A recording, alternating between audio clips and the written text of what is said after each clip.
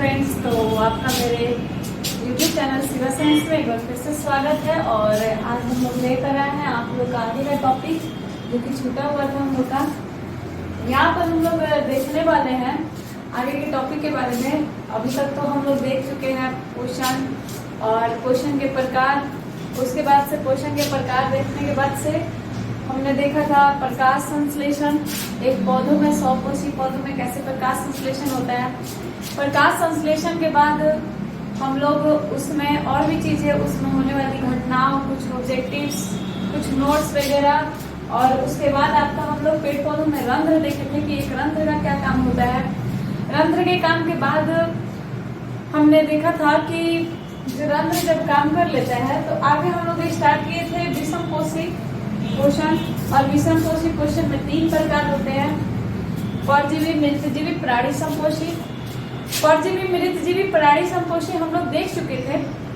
उसके बाद हमने कल वाले वीडियो में स्टार्ट किया था अमीबा क्वेश्चन। और बता दें कि आप लोग जब एक बार हम लोग रिवाइज कर लेते हैं जो भी पढ़ाई हो चुका है। जब हमने अमीबा में क्वेश्चन स्टार्ट किया था तो उसमें हम लोग ने देखा था कि जब अमीबा जो होता है वो एकल कोशिकीय जीव होता है और उसका कोई भी फिक्स आकार नहीं होता है, कोई भी शेप नहीं होता है उसका। एक होता है कि हम लोग बताएंगे कि ऐसा शेप होता है, नहीं, उसका कोई भी निश्चित आकार नहीं होता है। आकार के बाद हमने उसके अंदर और खासियत देखा था ये कि जब भी उसके पास कोई भी भोजन कराते हैं तो उसको एक अंगुली नामक संरचना से वो घेर लेता है, जिसे हम लोग बोलते हैं कुटपाद। कुटपाद कहने के बाद उसके बाद वही कुटपाद आगे चल के खाद्य रिक्तिका में बदल जाता है। और उस खाद्य रिक्तिका में कुछ विशेष प्रकार के एंजाइम होते हैं जिसे हम पाचक एंजाइम कहते हैं। ये पाचक एंजाइम करता क्या है, तो आपका ये पाचक एंजाइम उसके भोजन के कण को पचाने में मदद करता है। पचाने के बाद जो भी पदार्थ होते हैं वो पूरे उसके कोशिका द्रव्य में विस्तारित हो जाते हैं। कोशिका द्रव्य जो भी उसके अंदर का शरीर का भाग है उसको बोला जा रहा है, क्योंकि ये भी एक प्रकार का कोशिका और जितने भी उसके अंदर पदार्थ पाए जा रहे हैं वो सब क्या हम लोग के कोशिका द्रव्य। तो कोशिका द्रव्य में उसका जो भी भोजन, पचा हुआ भोजन है पूरी तरीके से फैल जाता है। फैलने के बाद हम लोग आगे का स्टेप देखे कि कुछ बेकार पदार्थ वो निकाल रहे थे और उस बेकार पदार्थ को वो शरीर से एक छिद्र की सहायता से बाहर निकाल देते हैं। अब आगे हम लोग देखने वाले हैं सबसे, और हमने एक टॉपिक और बात किया था आपके एनसीईआरटी में अमीबा के साथ साथ आपको एक किताब के नीचे पैराग्राफ दिया होगा पैरामीशियम के बारे में, अंतर स्पष्ट किया गया है। और क्वेश्चन भी पूछा जाता है पैरामीशियम और एक अमीबा में क्या अंतर है। पैरामीशियम भी एक एकल कोशिका ही है, एकल कोशिका जीव ही है और उसका एक फिक्स आकार होता है। जबकि वही हम अमीबा की बात करें तो अमीबा में कोई भी शेप फिक्स नहीं होता है, पर हमारे पैरामीशियम में जो शेप होता है वो फिक्स होता है। और पैरामीशियम के एक और ऑब्जेक्टिव पूछा जाता है कि पैरामीशियम जो अपना भोजन है वो किसकी गति से करता है, किसकी मदद से। तो पक्षमा, बता दें आपको कि पक्षमा भी वैसा हिस्सा है पैरामीशियम के अंदर जिसकी सहायता से एक अमीबा में पोषण होता है। आप लोग चैप्टर जो होते हैं एनसीईआरटी के वो बहुत आप लोग को हार्ड लगते हैं। पूछना चाहते हैं क्यों हार्ड लगते हैं। आप लोग उसको इमेजिन कर करके एक एकांत में बैठ कर आप लोग एक बार पढ़ने का ट्राई कर रहे हैं उसको। आपको फाइनल है कि वो कोई भी कंसेप्ट, कोई भी क्लियर, कोई भी जो भी टॉपिक है आपको हार्ड नहीं लगेगा। इस वीडियो में आपको ये बता देना चाहते हैं एक एक्स्ट्रा चीज के बारे में। कितने लोगों का क्वेश्चन होता है कि नोट्स कैसे बनाए, ऐसा नोट्स बनाए ताकि हम खोलते ही उसमें पॉइंट्स मिल जाए, रिवीजन कैसे करें उस नोट्स को कैसे अलग रखें। तो आप लोग एक बात बता दें कि आप लोग क्लास में 100 स्टूडेंट में पढ़ते हैं, उस 100 स्टूडेंट में से 10 के कॉपी ही ऐसे होते हैं जिनको बेस्ट तरीके से नोट्स बनाने आता है। आप लोग अगर कितने लोग पूछते हैं कोई कितने पेन का यूज करें नोट्स बनाने के लिए, कैसे टॉपिक लिखे, तो आज इस चीज का सॉल्यूशन आपको एक बता दे रहे हैं कि नोट्स कैसे बनाना चाहिए। एक बेस्ट नोट्स बनाने का तरीका क्या होना चाहिए। सबसे पहले आप लोग जिस भी चैप्टर की स्टार्टिंग कर रहे हैं उस चैप्टर को एक बार आप लोग बैठ करके जल्दी में पढ़ ले। इससे क्या होगा कि आप लोग को अंदाजा लग जाएगा कि हम लोग को किताब में कौन कौन सा पॉइंट मिलेगा, कैसा पॉइंट मिलेंगे और किस तरीके से किताब में लिखा हुआ है। किताब भी एक तरह का नोट्स ही आप लोग के लिए बस स्टोरी के जैसा छापा हुआ है। अब चाहिए हम लोग को अपना नोट्स, जो कि आप लोग दूसरे मार्केट्स में देखते हैं कि कितने लोगों का नोट्स अभी बिक रहा है। लोगों से जाते हैं कुछ पूछने के लिए, तो आज से पूछना बंद करिए और एक अपना बेस्ट नोट्स बनाइए। इसमें आप लोगों को करना क्या है, सबसे पहले चैप्टर को एक बार पढ़ लेना। अगर नहीं भी आप लोग पढ़ना चाहते हैं तो पहले किताब खोलिए, किसी भी नोट्स पे किताब पे एक हेडिंग होना चाहिए। चैप्टर क्या है, तो हमारा जैव प्रक्रम। इसी पे आप लोग को एग्जाम्पल देख बता दे रहे हैं। चैप्टर हमारा जैव प्रक्रम। आप पहले चैप्टर की हेडिंग है जैव प्रक्रम। जैव प्रक्रम स्टार्ट होने के बाद आपको किताब में अक्सर जो भी चैप्टर स्टार्ट किया रहता है पहले उसके बारे में हल्का परिचय दिया रहता है। जैसे आप लोग कहीं जाएंगे तो पहले अपने बारे में बताएंगे, वैसे किताब भी जितने भी किताब होते हैं वो सारे बुक्स में पहले चैप्टर के बारे में परिचय दिया होता है। तो आप लोग परिचय में पढ़े कि आप लोग को कौन कौन सा पॉइंट ऐसा लग रहा है समझने लायक। जब आपको उसमें कुछ पॉइंट परिचय में लगे तो आप लीजिए जैव प्रक्रम पाठ का परिचय, और उसमें जो भी पॉइंट्स आपने पढ़ा है, जो भी ऑब्जेक्टिव कराए, उसको डॉट डॉट करके पॉइंट वाइज आप लोग अपने नोट्स पे लिख लें। लिखने के बाद आप लोग अपने भाषा में लिखिए। किताबी भाषा, किताबी लैंग्वेज छोड़ दीजिए, वो तो अलग लैंग्वेज है, वो तो लोग रट के भी लिख लेते हैं, गाइड वगैरह से भी लिख लेते हैं, पर आप अपने लैंग्वेज में लिखिए कि आपको किस लैंग्वेज में समझ में आया है। उसको लिखने के बाद आप एक काम करिए, लिखने के बाद आप चैप्टर के जो भी पॉइंट्स है उसको लिखिए कि हम लोग इस चैप्टर में कौन कौन सा पॉइंट पढ़ने वाले हैं। जैसा कि सेम एनसीईआरटी करता है। एनसीईआरटी आप लोग को पहले ही एक किताब में साइड में लिख दिया होता है कि आप लोग को इस चैप्टर में कौन कौन से पॉइंट मिलेंगे। तो आप लोग पहले पॉइंट लिखेंगे इस बुक में कौन, एक बार पेज पलटिए और पेज पलट के पैराग्राफ देखिए कि पैराग्राफ में कौन कौन से पॉइंट है। पैराग्राफ को देखने के बाद अब आप लोग उस पैराग्राफ को पढ़िए। उसमें से हो सकता है कि आप लोग को सब्जेक्टिव भी पूछे, हो सकता है कि उसमें ऑब्जेक्टिव भी दिया हो। जैसे आपको पहला क्वेश्चन हम लोग का पूछ दिया जाता है प्रकाश संश्लेषण क्या है, तो प्रकाश संश्लेषण तो हम लोग देख लिए कि पेड़ पौधे इसकी उपस्थिति में भोजन बना रहे हैं, तो इसी प्रक्रिया को हम लोग प्रकाश संश्लेषण। पर इसमें कोई पॉइंट आपको नहीं बताया गया, जैसे मंडे के रूप में एनर्जी इकट्ठा करता है, किससे इकट्ठा करता है, तो कार्बोहाइड्रेट से करता है। तो ये सारे क्या है, आपके पॉइंट्स है, ये ऑब्जेक्टिव है। तो सब्जेक्टिव के नीचे ही उसी टॉपिक का ऑब्जेक्टिव, इससे क्या होगा कि आपको पता चल जाएगा कि इस टॉपिक में इतना ऑब्जेक्टिव पूछा हुआ है, 2 ऑब्जेक्टिव पूछा हुआ है, 3 ऑब्जेक्टिव पूछा हुआ है, 4 ऑब्जेक्टिव पूछा हुआ है, आपको उस चैप्टर में मिल जाएंगे। तो इस तरीके से जब आप एक नोट्स तैयार करेंगे तो आपसे कोई भी टॉपिक उठाए, कहीं का भी टॉपिक उठाए, आप लोग क्या करेंगे कि उसको तुरंत बता देंगे कि हाँ इस टॉपिक में ये ऑब्जेक्टिव है और इस टॉपिक में ये सब्जेक्टिव छुपा हुआ है। तो सबसे पहले तो पढ़ने से ज्यादा जरूरी है पढ़ने का ढंग। तो पढ़ने के ढंग में हम लोग का 2 तरीका, एक तो पढ़ने के बाद हम लोग क्या समझ रहे हैं, दूसरा क्या नोट्स में अपने लिख रहे हैं। तो आप लोग एक अपना नोट्स तैयार करिए और वो सच में वो बेस्ट आपका जो नोट्स होगा वो बेस्ट तैयारी होगा।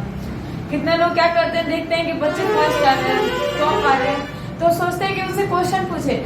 आप लोग क्वेश्चन पूछिए, सही चीज है क्वेश्चन पूछना, पर उनका ये मत पूछिए कैसे नंबर आया, कितना आप मेहनत किए थे, आप मेहनत किस प्रकार से किए, आप सब बच्चों में अलग कौन सा किए। तो अलग यही ढंग है, अधिकतर लोगों का जो टॉपर्स होते हैं उनका ढंग यही है कि वो किताब वाइज हर एक चीज जानते हैं कि इस टॉपिक में कितना सब्जेक्टिव पूछा जाता है और कितना ऑब्जेक्टिव पूछा जाता है। पकड़ने का ढंग तो आप लोग को फर्स्ट टाइम में पकड़ना नहीं आएगा, पर धीरे धीरे करके आप लोग एक बेस्ट नोट बनाना समझ जाएंगे। अब उसमें पेन का यूज का बात करते हैं।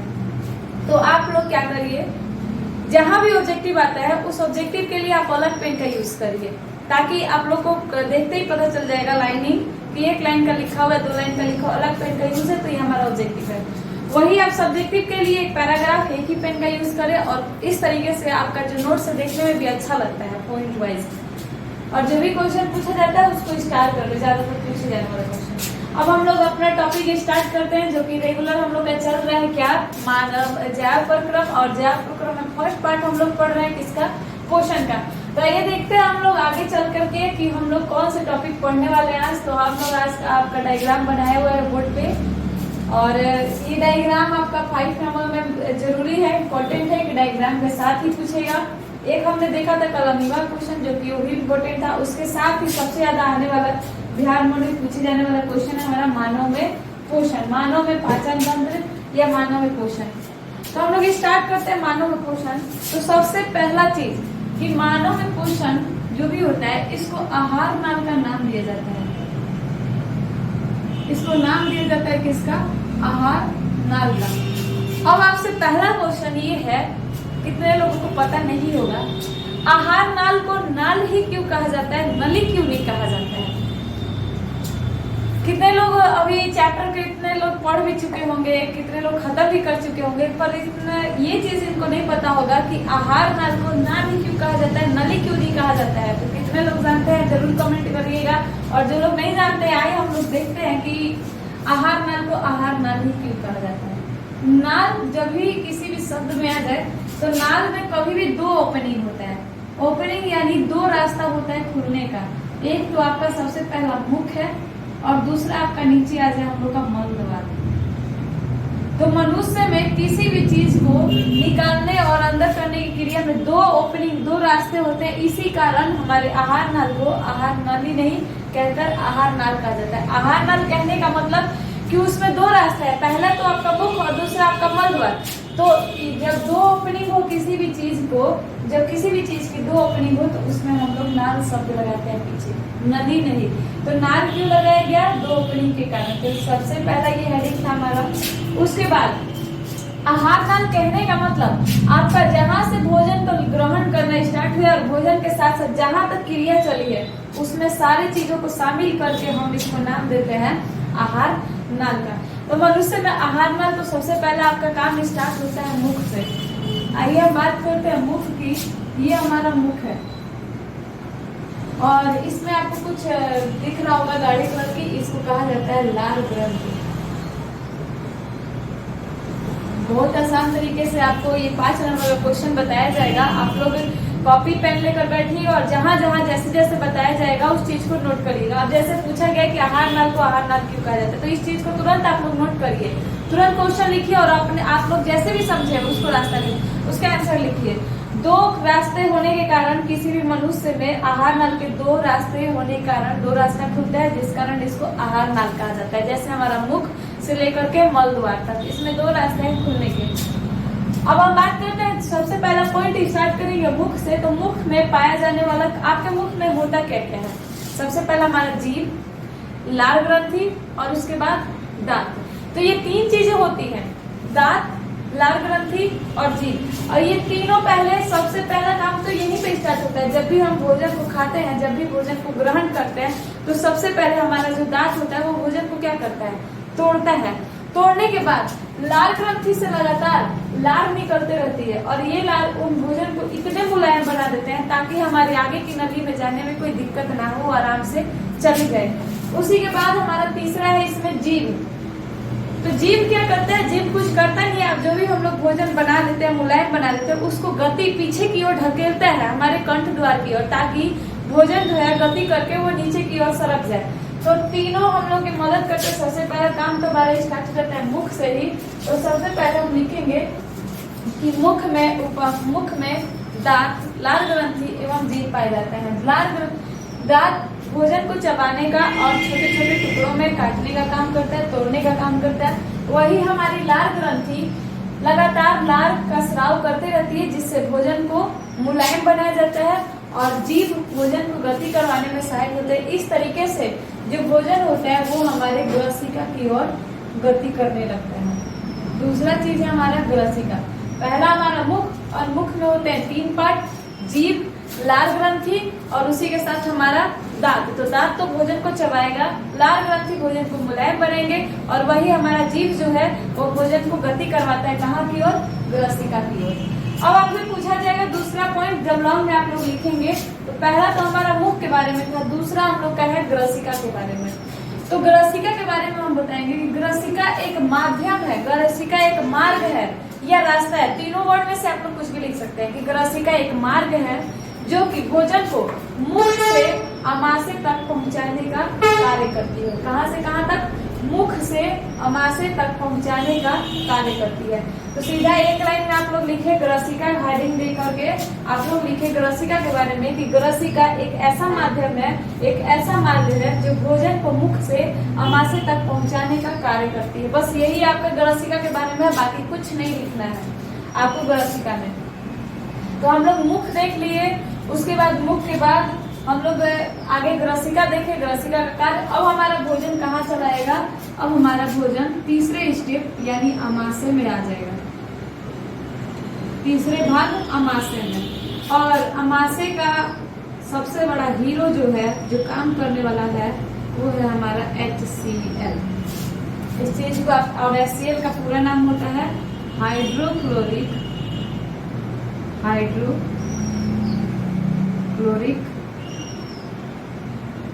एसिड। हाइड्रोक्लोरिक अम्ल है जो हमारे अमाशय में बैठा होता है। अगर ये हमारे अमाशय में ना तो कुछ नहीं होगा भोजन का। तो पहले तो हम लोग स्टार्ट किए हैं मुख से।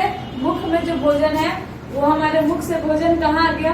मुख में हमारा दांत था, जीभ था, लार था, जो भोजन को मुलायम बनाती है, भोजन को चबाकर छोटे छोटे टुकड़ों में तोड़ दिया। अब लार हमारा निकल के इसको मुलायम बना देगा और गति करवाएगा आगे की ओर ग्रसिका की। और अब ग्रसिका का काम स्टार्ट होगा। तो ग्रसिका में हम लोग क्या बताएंगे कि ग्रसिका एक ऐसा माध्यम है जो भोजन को मुख से लेकर के अमाशय तक भेज रहा है। इसके बाद तीसरा स्टेप स्टार्ट होता है अमाशय। तो अमाशय में HCl अम्ल पाया जाता है जो भोजन को लगातार और छोटे छोटे टुकड़ों में बांटकर इनका मंथन करवाता है। मंथन करवाता है, इस शब्द को आप लोग जरूर लिखें। तीसरा हम लोग का स्टेप स्टार्ट हुआ अमाशय का। तो अमाशय में कौन से अम्ल पाए जाते हैं? अमाशय में HCl अम्ल पाए जाते हैं जिसका पूरा नाम है हाइड्रोक्लोरिक एसिड। अमाशय में पाए जाने वाला HCl अम्ल भोजन को और छोटे छोटे टुकड़ों में बांटकर इनका मंथन करवाता है। तो इस तरीके से है ये हमारा अमाशय का काम। तो यहाँ से वैसे 2 नंबर का भी क्वेश्चन पूछ दिया जाता है कि अमाशय में अम्ल की भूमिका बताए, अमाशय में अम्ल का क्या कार्य है। तो यहाँ पर आप लोग लिख सकते हैं कि अमाशय जो है वो अमाशय में HCl पाया जाने वाला अम्ल भोजन को छोटे छोटे टुकड़ों में बांटकर इनका मंथन करता है, जिससे भोजन जो है वो पचने में आसान तरीके से पच जाए, यानी पचाने में सहायक करता है। तो ये हमारा था किसका काम? अमाशय का काम। उसके बाद अमाशय से भोजन आ जाता है छोटी आंत में, यानी चौथा स्टेप हम लोग क्या देखेंगे? छोटी आंत। चौथा हमारा स्टेप है किसका? छोटी आंत का। तो इसको आप लोग के बुक में लिखा होगा क्षुद्रांत। तो घबराए मत, ये मत सोचे कि ये क्षुद्रांत, हम लोग तो छोटी आंत पढ़े थे, क्षुद्रांत कहाँ से आएगा? तो क्षुद्रांत उसी का नाम है आपका। तो क्षुद्रांत सबसे लिखा होगा आपके बुक में कि आहार नाल का सबसे लंबा भाग क्षुद्रांत है। आप लोग देख सकते हैं कि किस तरीके से कुंडलित है। अंदर ये जो बीच में जैसे तैसे बना हुआ है, कोई डायग्राम फिक्स नहीं है। तो ये आप लोग देखेंगे किस तरीके से कुंडलित है। कुंडलित है ये। अगर इसको हम लोग जब खोलते हैं तो हमारे आहार नाल का ये सबसे लंबा भाग होता है। तो आहार नाल में सबसे लंबा भाग होता है हमारा छोटी आंत, जिसको हम क्षुद्रांत भी कहते हैं। तो ये छोटी आंत जो होता है ये भोजन को अपने अंदर अवशोषित कर लेता है। अवशोषित करने का मतलब भोजन को तो यहाँ पे तोड़ा ही गया, उसके बाद अमाशय में और ज्यादा तोड़ दिया गया, मंथन कर दिया गया।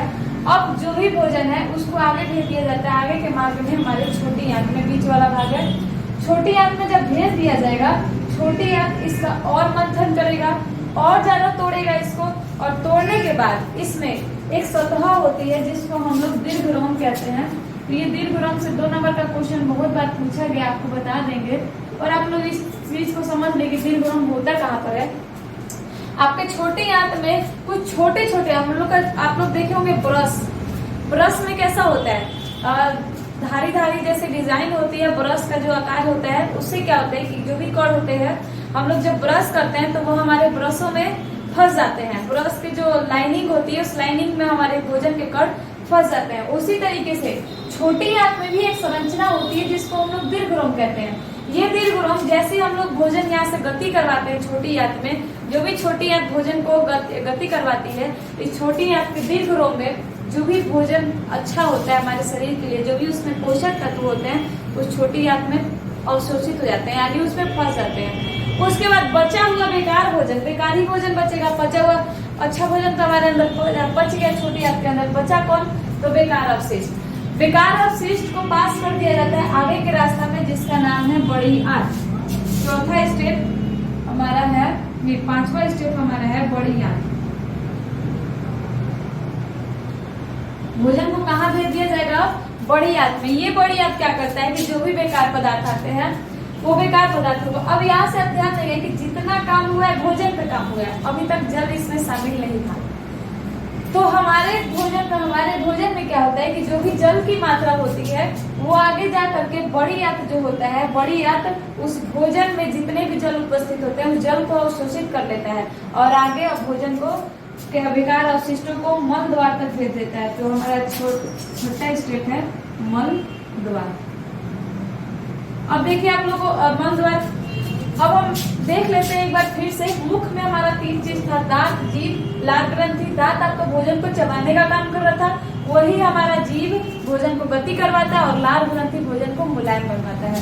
फिर भेज दिया जाता है भोजन आगे ग्रसिका की और तरफ। तो ग्रसिका जो भोजन को, एक भोजन का एक मार्ग है जो मुख से लेकर के अमाशय तक भेजता है। अमाशय में पाया जाता है HCl अम्ल, जिसका पूरा नाम है हाइड्रोक्लोरिक अम्ल। ये हाइड्रोक्लोरिक अम्ल भोजन को और छोटे टुकड़ों में बांट देते हैं और उनका मंथन करवाते हैं, जिससे भोजन का और पचा दिया जाता है, भोजन आगे पचने में सहायता करते हैं। फिर भोजन को पास किया जाता है छोटी आंत में। छोटी आंत में पचे हुए भोजन को उनके द्वारा अवशोषित कर लिया जाता है और वो अवशोषित करने वाला जो संरचना है उसको हम लोग दीर्घग्रम कहते हैं। तो भोजन को और अवशोषित कर लेता है। अवशोषित करने के बाद भोजन को भेजा जाता है आगे के रास्ते, यानी बड़ी आंत में। बड़ी आंत में भोजन में जितने भी जल होते हैं उन जलों को अवशोषित कर लिया जाता है और बेकार पदार्थ को आगे मल द्वार तक भेज दिया जाता है। और मल द्वार से हम लोग क्या करते हैं, बेकार अपशिष्ट को अपने शरीर से बाहर निकाल देते हैं। तो इस तरीके से आपको टोटल अगर 6 स्टेप याद होंगे, 6 नाम याद रहेंगे, तो आपका लॉन्ग आंसर जो है वो बिल्कुल इजी हो जाएगा।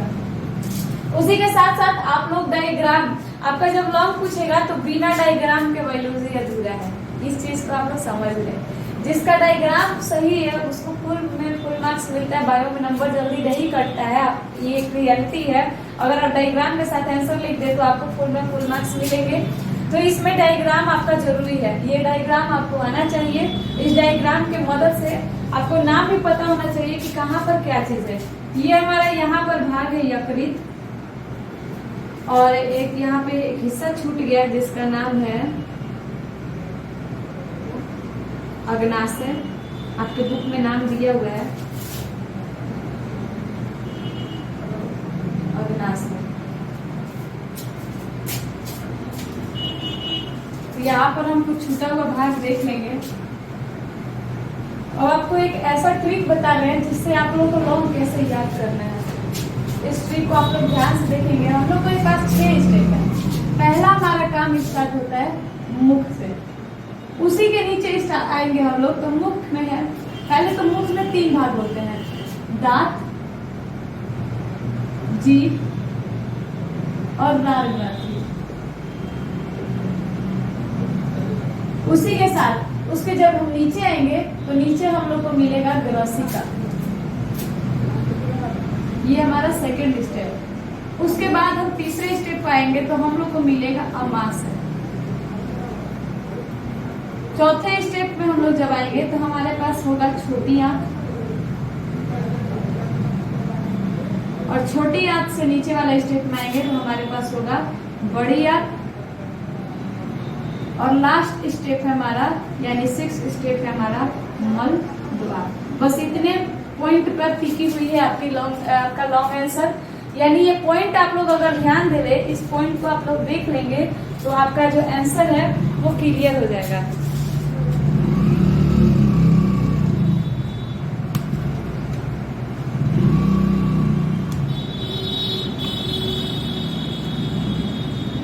तो आप लोग इस लॉन्ग को देख लेंगे, आपका आंसर क्लियर हो जाएगा।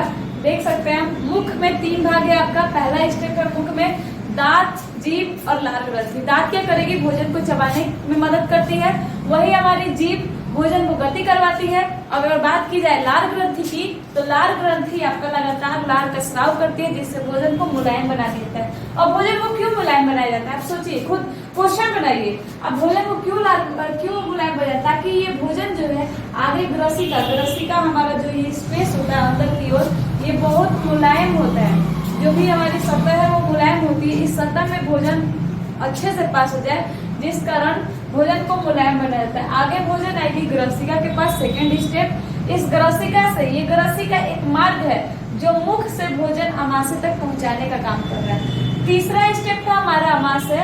अमाशय में एक विशेष प्रकार का अम्ल पाया जाता है जिसको कहा जाता है HCl अम्ल, और इसका HCl अम्ल का पूरा नाम है हाइड्रोक्लोरिक एसिड। तो हाइड्रोक्लोरिक अम्ल जो है, ये हाइड्रोक्लोरिक अम्ल जो भी बचा हुआ भोजन है, जो भी टूटा नहीं है, उसको और छोटे छोटे टुकड़ों में तोड़ेगी और उसका क्या करती है, मंथन करने का काम करती है। भोजन करने के बाद भोजन आ जाता है छोटी आंत के पास। छोटी आंत में क्या होता है कि छोटी आंत में भोजन, पचे हुए भोजन को अवशोषित कर लिया जाता है, बच जाता है आपका लास्ट अनपचा भोजन। अपच भोजन को बड़ी आंत में भेज दिया जाता है और बड़ी आंत क्या करता है कि उसमें जितनी मात्रा में भी जल उपस्थित होता है उस जल के मात्रा को अवशोषित कर लेता है। जल के मात्रा को अवशोषित करने के बाद बड़ी आंत से भोजन आ जाता है लास्ट स्टेप हमारे मल द्वार में, और मल द्वार से भोजन क्या हो जाता है, बाहर की ओर विसर्जित कर दिया जाता है। अब इसी के बीच में एक सबसे इम्पोर्टेंट हर बार पूछे जाने वाला क्वेश्चन 2 नंबर का है, जो पूछा जाता है कि अगर दीर्घरोम क्या है। इसी पॉइंट के बीच में आपका छुपा हुआ है, दीर्घरोम क्या है और इसका कार्य बताएं।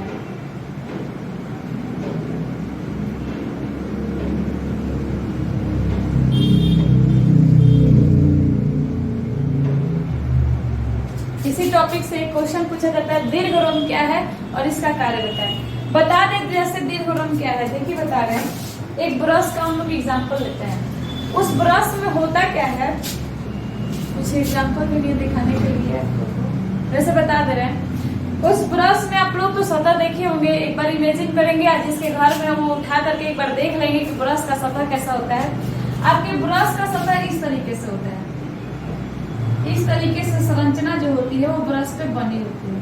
अब होता क्या है, जब हम ब्रश करते हैं तो कुछ कण जो होते हैं वो अंदर की ओर फंसने लगते हैं इस तरीके से। जब हम उस ब्रश को गति करवाते हैं जिस तरीके से, तो उस ब्रश के अंदर वाले पार्ट पर, इस सतह पर जाकर यहाँ सतह पर भोजन के कण बैठने लगते हैं। सेम हमारी छोटी आंत में भी एक ऐसा सतह होता है जहाँ पर कुछ रोम होते हैं, और वो रोम क्या करते हैं कि जब गति करता है तो आपके भोजन के जो कण है, जो पोषक तत्व है, उन पोषक तत्वों को अपने अंदर खींच लेता है। जो बार बार हम लोग लाइनिंग बोल रहे हैं कि छोटी आंत भोजन को अवशोषित कर लेता है। अगर ये दीर्घरोम ना हो, ऐसी सतह ना हो, तो छोटी आंत कुछ नहीं कर पाएगा। तो छोटी आंत में ये एक ऐसा हिस्सा है जो कहीं ना कहीं अवशोषण करने के लिए क्षेत्र को बढ़ा रहा है। जैसे हम करते हैं, यहाँ क्षेत्र जो फैलता है, सिकुड़ता है, फैलता है, सिकुड़ता है, फैलता है, सिकुड़ता है, फैलता है, और इस सिकुड़ने और फैलने की वजह से भोजन के जो कण हैं वो फंस जाते हैं और बाकी बेकार चीजें हमारी वो बाहर चली जाती है, बड़ी आंत में चली जाती है। दीर्घरोम छोटी आंत में भी पाया जाता है और दीर्घरोम बड़ी आंत में ही पाया जाता है। कितने लोगों को ये चीज कंफ्यूजन होती है, कुछ लोग लिख देते हैं कि दीर्घरोम छोटी आंत में पाई जाती है, कुछ लोग लिख देते हैं कि छोटी आंत बड़ी आंत में पाई जाती है। इस कंफ्यूजन को आप लोग दूर कर ले। ये एक ऐसी संरचना है जो हमारे छोटी आंत में भी होती है और बड़ी आंत में भी। तो सबसे पहला क्वेश्चन, दीर्घरोम क्या है। दीर्घरोम एक ऐसा क्षेत्रफल है, एक ऐसा सतह है जो कि हमारे छोटी आंत और बड़ी आंत में पाया जाता है। ये भोजन को अवशोषित करने के लिए क्षेत्रफल को बढ़ाता है। ध्यान दीजिएगा इस वर्ड पे, ये कर क्या रहा है, ये अवशोषण करने के लिए क्षेत्रफल बढ़ा रही है। जो फैलने और सिकुड़ने की क्रिया है, इससे क्या हो रहा है, आपका स्पेस बढ़ रहा है। किसके लिए, तो कण के लिए। तो ये एक दीर्घरोम एक ऐसी संरचना है जो हमारे छोटी आंत और बड़ी आंत में पाई जा रही है। ये करता क्या है, इसका कार्य बताया पूछा हुआ है। तो ये हमारे अवशोषण करने के लिए क्षेत्रफल को बढ़ाता है। बस यही क्वेश्चन बहुत बार पूछा गया है और अधिकतर लोग टॉपिक तो पढ़ लेते हैं पर उनको ये नहीं पता होता है कि दीर्घरोम कहाँ पाया जा रहा है और दीर्घरोम का कार्य क्या है। तो ये इंपॉर्टेंट क्वेश्चन आप लोग ध्यान रखेंगे। एक तो हम लोग रॉन्ग इंपॉर्टेंट पढ़े ही है, उसी के साथ साथ आप लोग का दीर्घरोम भी। कुछ ऑब्जेक्टिव देख लेते हैं, जिससे जैसे पूछा जाता है आपका क्वेश्चन कि लाल ग्रंथि में कौन सा एंजाइम पाया जाता है। लाल ग्रंथि में कौन सा एंजाइम पाया जाता है, ये आपका ऑब्जेक्टिव पूछा जाता है। इस डायग्राम को मिटा दे रहे हैं, हटा दे रहे हैं, बाकी जिसको बनाना होगा, लिखना होगा, वो देख लेंगे। 1 मिनट, इसमें 2 चीज पूछे हुए हैं। हर एक बच्चों का तो ध्यान नहीं जाएगा, पर कुछ लोग पूछेंगे कि यहाँ पर हम लोग हर एक चीज तो देख ली है, जैसे मुख देखे हैं, लाल ग्रंथि देखे हैं, ग्रसिका देख लिए, अमाशय देख लिए। तो आपके बुक में कोई 2 पॉइंट्स छूट रहे हैं आप लोग के पास। एक बार बुक आप लोग देखेंगे, आप लोग को ये 2 पॉइंट नहीं बताए जाते हैं, यकृत का काम, अग्नाशय का काम। कुछ लोग पूछे भी होंगे, किसी का मन में क्वेश्चन भी होगा, पर कुछ लोग पूछते नहीं है कि आखिर इस अमाशय में, इस आहार नाल में इन दोनों का काम नहीं है, तो क्यों ये दिया हुआ है, क्यों ये डायग्राम फालतू में दिया हुआ है। जी नहीं, फालतू कोई चीज नहीं होता, अगर दिया हुआ है तो उसके पीछे जरूर कोई रीजन होगा। यहाँ पे ये लोग, कुछ लोगों को बस इतना पढ़ा दिया जाए, उनको आंसर छापने से मतलब, आंसर को लिख लिए, पॉइंट पढ़ लिए, खत्म। उसके बाद क्या बचा है उसमें क्या क्वेश्चन करना चाहिए यही तो छोड़ देते हैं आप लोग। नोट्स बनाते टाइम हर एक पॉइंट को ध्यान दीजिए। अगर डायग्राम में दिया हुआ है यकृत अग्नाशय तो एक बार आप लोग क्वेश्चन करिए कि आखिर यकृत और अग्नाशय में क्यों नहीं बताया जा रहा। अधिकतर लोग उसके बारे में नहीं बताते हैं। उसके बारे में उसका कुछ छोटा छोटा काम है इस अमाशय में, जिसके कारण इसको बताना कोई जरूरी समझता नहीं है। चलिए देख ही लेते हैं इसमें भी इसी के साथ साथ। अमाशय में अभी आप लोग को बताएं HCl अम्ल पाया जाता है। ध्यान दीजिएगा, HCl अम्ल, बार बार बोल रहे हैं अम्ल, यानी ये कैसा है, अम्लीय है। अम्लीय कहने का मतलब आप लोग तेजाब देखे होंगे घरों में, तेजाब देखे होंगे। तेजाब क्या करता है, अगर हमारे त्वचा पे एसिड डाल दिया जाए तो हमारे त्वचा को जो है जलाने का काम करता है। उसी तरीके से ये एसिड जो होता है अमाशय वो बहुत ज्यादा अम्लीय होता है, बहुत ज्यादा अम्लीय होता है। अगर इसको हम लोग बाहर निकाल दे तो ये कच्चे अंडे को ऐसे ही गला देगा। तो आप लोग सोचे हमारा जो अमाशय वो कैसे बचा रहता है। हमारे अमाशय में एक परत होती है श्लेष्मा नाम की। आप लोग लड़की का नाम नहीं है, ये हमारे परत का नाम है, तो इस चीज का हम लोग ध्यान देंगे। ये श्लेष्मा एक परत होती है किसके अंदर, हमारे अमाशय के अंदर, जो लगातार इस HCl अम्ल से हमारे परत को बचाती रहती है। एक आप लोग प्रॉब्लम सुने होंगे लगातार एसिडिटी, अम्लता, तो ये प्रॉब्लम इसी से रिलेटेड है, इस HCl अम्ल से ही। जब हम खाली पेट किसी भोजन को खा लेते हैं, खाली पेट हो या ज्यादा देर तक खाली पेट होने के तो कभी कभी ये HCl अम्ल हमारे अमाशय में बिना भोजन के भी काम करने लगता है, जिसके कारण श्लेष्मा तो बचाती है पर उतने मात्रा में नहीं, और ये एसिड जो होता है वो ऊपर की ओर हमारा बढ़ने लगता है। तो कभी कभी जलन भी इस चीज के कारण होती है, तो वही एसिडिटी है। तो आप लोग समझ ले इस चीज को। अमाशय क्या है, बहुत ज्यादा अम्लीय है, पर अमाशय की परत की रक्षा एक श्लेष्मा नाम की परत करती है। तो ये आपको ऑब्जेक्टिव में पूछ दिया जाएगा, यहाँ से क्वेश्चन, ऑब्जेक्टिव क्वेश्चन पूछ दिया जाएगा कि हमारा HCl इतना अम्लीय होने के बावजूद भी हमारे अमाशय का परत कैसे बचा होता है, तो श्लेष्मा नाम की परत की वजह से। ये श्लेष्मा लगातार इस HCl अम्ल से हमारे अमाशय की परत को बचाए रखती है। उसके बाद अब इन दोनों का काम हम लोग जानने वाले हैं कि यकृत और अग्नाशय का क्या काम होता है। तो हमारे अमाशय में HCl कैसा है, अम्लीय। और आप लोग एक बहुत इंटरेस्टिंग और बहुत इमेजिंग करने वाला बात बताएंगे। ये छोटी आंत जो होता है, ये छोटी आंत बस क्षारीय वाले माध्यम को ही एक्सेप्ट करेगा। समझ में आ रहा है, अमाशय हमारा अम्लीय है, जबकि छोटी आंत काम करता है केवल क्षारीय पर। छोटी आंत होता है कैसा है, क्षारीय, और वही हमारा अमाशय होता है अम्लीय। तो एक दिमाग लगाइए आप लोग, जब भोजन आया तो कहीं भोजन यहाँ पे अम्लीय हुआ। उसके बाद छोटी आंत में हम लोग पढ़ लिए कि छोटी आंत में भोजन चला गया, और छोटी आंत को भोजन कैसा चाहिए, क्षारीय। अगर उसके पास डायरेक्ट अम्लीय भोजन आ जाए तो वो उतना ढंग से काम नहीं करेगा जितना ढंग से काम हो रहा है भोजन पचाने का।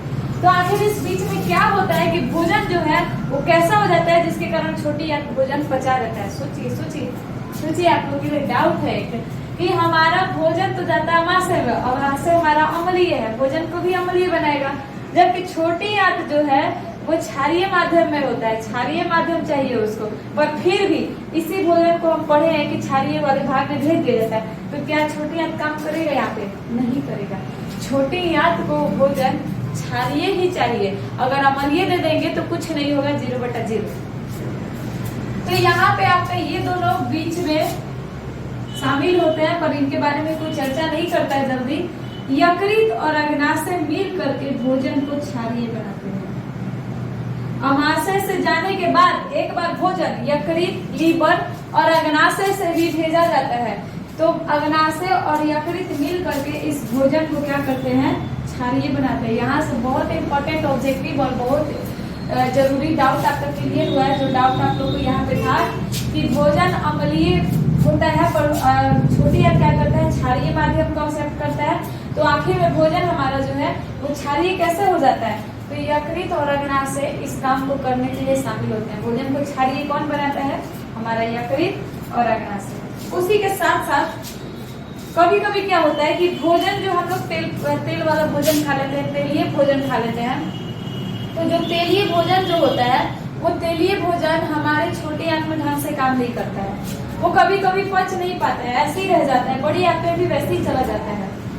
तो छोटी आंत में जो है, छोटी आंत तेलीय वाले पदार्थों को तोड़ नहीं पाती है, जिसके कारण लीवर में पित्त लवण पाया जाता है। आप लोग पढ़े होंगे कि लीवर में पित्त होता है, तो लीवर में जो पित्त लवण होते हैं वो तेलीय भाग को तोड़ने के लिए उत्तरदायी होते हैं। वैसे ही जैसे आप हम लोग क्या करते हैं, कपड़े से जो भी तेल वाला दाग लग जाता है उसको छुड़ाते हैं सरफ लगाकर या साबुन लगाकर, तो साबुन और सरफ में भी लवण होता है। ये लवण ही हमारे तेल वाले पदार्थ को हटा पाता है। तो हमारे लीवर में भी कुछ लवण होते हैं, पित्त लवण होते हैं, जो क्या करते हैं, हमारे भोजन में उपस्थित तेलीय पदार्थ को हटाने का काम करते हैं। तो ये हमारा लीवर क्या कर रहा है, कहीं ना कहीं वसा का पाचन कर रहा है। हमारा लीवर क्या कर रहा है, कहीं क्या हो रहा था, हमारा लीवर क्या करता है, कहीं ना कहीं वसा का पाचन करता है, ये तेलीय पदार्थों का पाचन करता है हमारा। तो यकृत आपसे अगर कोई काम पूछा जाएगा यकृत में क्या पाया जाता है, तो यकृत में पित्त लवण पाए जाते हैं। ये पित्त लवण क्या करते हैं, तो वसा का पाचन करते हैं, तेलीय पदार्थों का पाचन करते हैं। वही हम बात करें अग्नाशय की, तो अग्नाशय कहीं ना कहीं भोजन को, अग्नाशय और यकृत मिल करके भोजन को क्षारीय बनाता है, जिसके कारण छोटी आंत भोजन को ग्रहण करके अब उस पर काम करना स्टार्ट कर देता है। तो यहाँ से आपका लीवर, यकृत और अग्नाशय का काम आप लोगों को पता चल चुका होगा कि तेलीय पदार्थों का पाचन यकृत में होता है, लीवर में होता है, या हमारे वसा का पाचन बोल दिया जाए। कभी कभी आप लोग सुने होंगे, किसी को सुने होंगे कि तेल वाला पदार्थ खाया और उसके बाद उसका हालत खराब, तो ये लीवर ही मौजूद होता है। लीवर जब तेल वाली चीज को पचा नहीं पाता है तो उस टाइम में ये प्रॉब्लम होती है। पर अगर लीवर आपका ढंग से काम कर रहा है तो ऐसा कोई प्रॉब्लम नहीं होता है। तो ये हमारा था किसके बारे में, यकृत और अग्नाशय के बारे में, कि यकृत अग्नाशय कहाँ पर शामिल है। उसके बाद हम ऑब्जेक्टिव देख रहे थे एक लार ग्रंथि के बारे में। देखिए ऑब्जेक्टिव में क्या पूछा जाएगा, इस चीज को हटा दें बोर्ड से।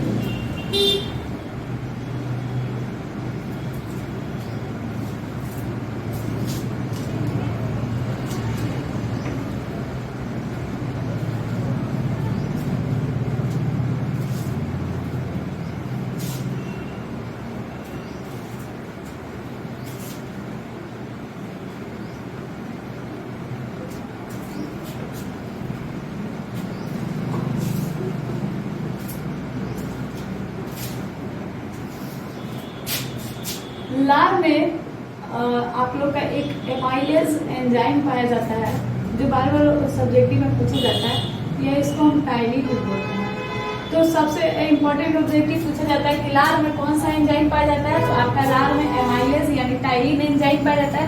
इन एंजाइमों का काम क्या होता है, देखिए हमारा शरीर बहुत अनुकूलन है।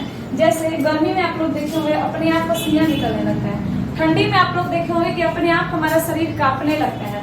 वही कुछ सिचुएशन में देखोगे कि हमारे शरीर के प्रति ऐसी प्रतिक्रिया होती है, जैसे कुछ बढ़िया पदार्थ देखते ही हम लोग के मुंह से लार का निकलना, आंख में कुछ पड़ते ही आंसू का निकलना। तो ये हमारा सब शरीर का अनुकूलन है, जो समय समय पर अपने आप होते रहता है, ये हमारे नियंत्रण में नहीं होती है। ऐसे ही हमारा एमाइलेज जो है, लार में ये एमाइलेज पाए जाते हैं। और लार में जो पाचन होता है वो सबसे पहले पाचन होता है शर्करा का। लार में किसका पाचन होता है, लार में शर्करा का पाचन होता है। और लार में कौन सा एंजाइम पाया जाता है, तो लार में हमारा एमाइलेज यानी टाइलिन एंजाइम पाया जाता है। ये एमाइलेज एंजाइम करता क्या है, सबसे पहले तो ये शर्करा का पाचन करेगा, और दूसरा जितने भी बैक्टीरिया अगर हमारे खाने के साथ या हमारे मुख से बोलते समय अगर कोई बैक्टीरिया हमारे मुख में चला गया है तो इसको मारने का काम करता है। तो लार में एंजाइम का काम क्या है, सबसे पहले शर्करा का पाचन, और दूसरा ये जीवाणुओं को नष्ट करता है। उसके बाद हम लोग देखे हैं अमाशय में, तो अमाशय में एक एंजाइम होता है जिसका नाम है पेप्सिन, हमारा एंजाइम है एचसीएल। एचसीएल क्या करता है कि प्रोटीन का पाचन करता है। किसका पाचन करेगा, प्रोटीन का पाचन। ये एचसीएल पहले प्रोटीन को पेप्सिन में तोड़ता है, पेप्सिन में तोड़ करके इस तरीके से क्या करता है, ये एचसीएल हमारा प्रोटीन का पाचन करता है। फिर बात आती है अग्नाशय की, आपका ऑब्जेक्टिव है, जो भी पॉइंट्स आप देख रहे हैं ये आपके ऑब्जेक्टिव में पूछा जाता है। अग्नाशय में जो है एक हार्मोन पाया जाता है जिसका नाम है इंसुलिन। आप लोग पढ़े भी होंगे इस चीज के बारे में। इंसुलिन हार्मोन बनता है किसमें, हमारे अग्नाशय में। और अग्नाशय में भी प्रोटीन का पाचन होता है, और वो प्रोटीन का पाचन होता है ट्रिप्सिन एंजाइम की मदद से। किस एंजाइम की मदद से, ट्रिप्सिन एंजाइम की मदद से।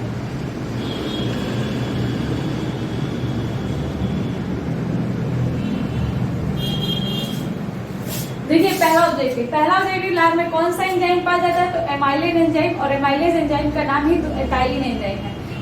लार का जो काम होता है, जो लार में पाया जाने वाला एंजाइम है, उस एंजाइम का काम है शर्करा का पाचन, और दूसरा बैक्टीरिया को नष्ट करना, जीवाणु को नष्ट करना। वही हम बात करें अगर अमाशय की, तो अमाशय में हमारा HCl अम्ल पाया जाता है। ये HCl अम्ल प्रोटीन का पाचन करते हैं और प्रोटीन को तोड़ते हैं पेप्सिन में। यानी पेप्सिन नामक एंजाइम एक भी प्रकार की एंजाइम है जो किसका पाचन करेगी, प्रोटीन का। वही हम अग्नाशय में बात करें तो अग्नाशय में एक हार्मोन होता है इंसुलिन हार्मोन, जो लगातार क्या करता है, इंसुलिन निकालता है। और हमारे अमाशय में भी प्रोटीन का पाचन होता है, और ये प्रोटीन का पाचन हमारा कौन सा एंजाइम करता है, ट्रिप्सिन एंजाइम। वही हम एक परत का नाम पढ़े हैं श्लेष्मा। श्लेष्मा क्या कर रही थी, ये भी आपके ऑब्जेक्टिव में ही पूछा जाएगा। श्लेष्मा क्या कर रही थी, श्लेष्मा हमारे अमाशय को HCl से कहीं ना कहीं बचाने का कार्य करती है। वही फिर हम छोटी आंत की बात करें कि सबसे लंबा आहार नाल का कौन सा भाग है, तो आहार नाल का सबसे लंबा भाग हमारा यहाँ पे लिखते हैं, आहार नाल का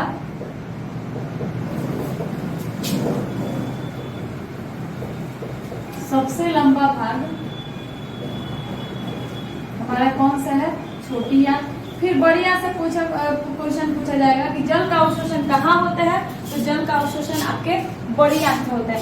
तो कुछ ऐसे ही छोटे छोटे से क्वेश्चन, छोटे छोटे से पॉइंट से उठा करके आपका बिहार बोर्ड ऑब्जेक्टिव पूछ जाएगा। कुछ लोग बोलेंगे कि ये किताब के बाहर से पूछा है, पहले आप किताब के गहराई में तो जाइए, पहले आप उस किताब को समझिए तो सही। देखिए कितना सारा ऑब्जेक्टिव, ये सारा ऑब्जेक्टिव किताब का ही है, किताब के बाहर से नहीं है। ये सारा चीज जो ही बताया गया है आपकी किताब में ही दिया हुआ है। उसके बाद सबसे इम्पोर्टेंट क्वेश्चन पूछा जाता है कि हमारे शरीर में सबसे कठोर भाग कौन सा है। कठोर भाग हमारे दांत का एक परत होता है जिसका नाम है इनामल। इनामल जो परत है वो दांत का सबसे ऊपरी परत है, दांत का सबसे ऊपरी परत है, और ये सबसे कठोर भाग है। तो दांत का सबसे ऊपरी परत हमारा इनामल है और सबसे कठोर भाग भी है। तो ये भी एक ऑब्जेक्टिव में ही पूछा जाता है। उसके बाद मनुष्य में ऊर्जा किस रूप में संचित रहती है, तो ग्लाइकोजन के रूप में संचित रहती है। हमारा आहार नल जो लगभग 10 मीटर लंबा होता है, ये आप लंबाई आप लोग देख लेंगे। तो इस तरीके से हम लोग मेन पॉइंट देख लिए हैं, और हम एंजाइम भी देखे हैं कि ट्रिप्सिन एंजाइम प्रोटीन का पाचन करता है, पेप्सिन एंजाइम भी प्रोटीन का पाचन करता है, HCl भोजन को पचाने में मदद कर रहे थे। वही हमारी छोटी आंत में एक संरचना होती है दीर्घरोम, तो वहां पे भी क्वेश्चन पूछा जाता है। इसी में से 2-3 क्वेश्चन, दीर्घरोम क्या है, अमाशय में अम्ल की भूमिका बताया, लार का क्या काम है, लार ग्रंथि से कौन सा एंजाइम निकलता है, एंजाइम का कार्य बताया। तो इसी तरीके से आपका छोटा करके क्वेश्चन बना दिया जाता है। 2 नंबर का क्वेश्चन कहीं बाहर से नहीं आता, उसी टॉपिक से निकाल के पूछ दिया जाता है। उसके बाद अगर 2-3 और हम लोग मेन एक बार आपको क्वेश्चन बता दे रहे हैं कि जब हम लोग क्वेश्चन स्टार्ट किए थे तो सबसे पहला क्वेश्चन हमारा कि जैव प्रक्रम क्या है। जैव प्रक्रम में 4 पार्ट देखे हम लोग, पोषण, श्वसन, परिवहन, उत्सर्जन। हम लोग टॉपिक स्टार्ट किए किसका, पोषण का। तो सबसे पहला क्वेश्चन तो वही है, पोषण क्या है। दूसरा क्वेश्चन, पोषण कितने प्रकार के होते हैं। फिर हम लोग देखे हैं स्वपोषी पोषण, विषम पोषी। स्वपोषी का तो देख लिया हम लोग। स्वपोषी जब स्टार्ट किए हैं तो उसमें सबसे पहला क्वेश्चन प्रकाश संश्लेषण क्या है। प्रकाश संश्लेषण की कच्ची सामग्रियों का नाम लिखे। प्रकाश संश्लेषण में रासायनिक समीकरण बताए। उसके बाद प्रकाश संश्लेषण में कौन कौन सी घटनाएं होती है। तो ये आपका 4-5 क्वेश्चन। स्वपोषी खत्म होने के बाद जब हम विषम पोषी उठाते हैं तो विषम पोषी में 3 पॉइंट को परिभाषित करेंगे। पहला तो परजीवी, मृतजीवी, प्राणी संपोषी। इसको करने के बाद अगला क्वेश्चन जो हमारा है विषम पोषी में वो अमीबा में पोषण, जो कि लॉन्ग पूछा जाता है। पैरामीशियम में भी क्वेश्चन पूछ दिया जाएगा। पैरामीशियम में बस 1-2 लाइन पढ़ना है कि पैरामीशियम में कोई आकार निश्चित नहीं होता है, वो भी एक एकल कोशिकीय जीव ही है, और दूसरा ये पक्षमार्ग की सहायता से अपने भोजन का पाचन करता है। फिर लॉन्ग क्वेश्चन उठाए हम लोग मानव में क्वेश्चन। तो मानव में क्वेश्चन में हम लोग पॉइंट वाइज देखते गए। पहला हमारा मुख, मुख के बाद ग्रसिका, ग्रसिका के बाद अमाशय, अमाशय के बाद छोटी आंत, छोटी आंत के बाद बड़ी आंत। फिर उसी के बीच में कुछ शॉर्ट क्वेश्चन पूछा जाने वाला, दीर्घरोम क्या है। फिर अमाशय में अम्ल की भूमिका बताएं। उसके बाद यकृत और अग्नाशय के बारे में देखे। अमाशय में एक हार्मोन भी, अग्नाशय में एक हार्मोन भी देखा गया है जिसका नाम है इंसुलिन हार्मोन। कुछ एंजाइम्स भी देखे गए हैं, तो आप इन एंजाइम का नाम याद रखें, जैसे ट्रिप्सिन, पेप्सिन, टाइलिन, एमाइलेज, तो ये सारे पॉइंट्स आप लोग ध्यान रखें कि कौन सा एंजाइम कब काम करता है और कैसे काम करता है। तो ये सारा पॉइंट्स था। इसी पॉइंट्स के बीच में आपका पूछा जाने वाला क्वेश्चन एक है दांत। दांत के बारे में पूछा जाता है अक्सर कि दांत कितने प्रकार के होते हैं और दंत सूत्र क्या है। एक शॉर्ट सा क्वेश्चन हम लोग देख लेते हैं इसी टॉपिक के बीच में। कुछ लोग को तो ये भी नहीं पता होता है कि हमारा दंत सूत्र भी होता है। तो दांत जो है वो दांत हमारा 4 प्रकार का होता है। कौन कौन सा? पहला होता है हमारा कृंतक, दूसरा होता है रद्नक, तीसरा है च्वर्णक और वही हमारा चौथा है अग्रच्वर्णक।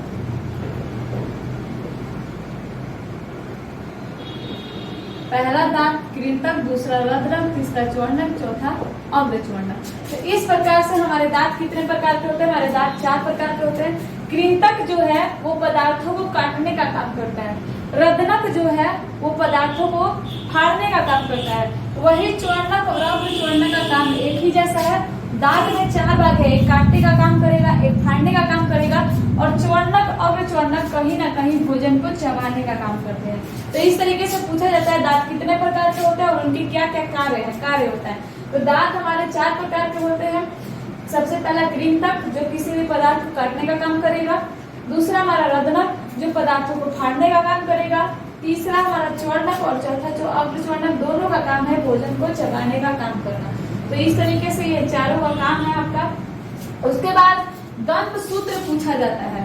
तो दंत सूत्र जो है आप याद कर ले ट्रिक के साथ ही 21, 23, 21, 23।